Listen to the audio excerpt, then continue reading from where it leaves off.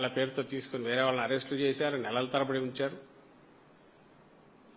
ఒక్కొక్కటి అవతారాలు ఎట్లా మారుతూ వచ్చాయి.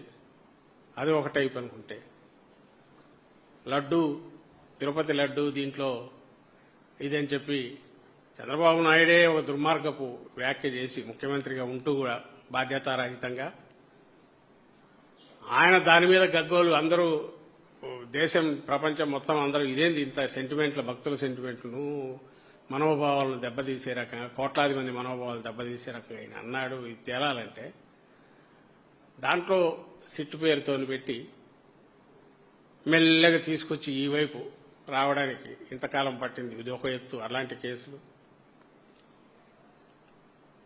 పల్నాడు మా నాయకుడు వైఎస్ఆర్సీపీ జిల్లా అధ్యక్షుడు, వైఎస్ఆర్సీపీ నాయకుడు, మాజీ ఎమ్మెల్యే, సీనియర్ నాయకుడు రామకృష్ణారెడ్డి, పిన్నెల రామకృష్ణారెడ్డి ఆయన బ్రదర్ మీద అక్కడ తెలుగుదేశం పార్టీ వాళ్ళ గ్రూపుల్లో గొడవై తెలుగుదేశం పార్టీ జంట హత్యలు వాళ్ళ కార్యకర్తల మధ్య గొడవ వాళ్ళు చేసి అవును ఇది టీడీపీ ఇంటర్నల్ గొడవలు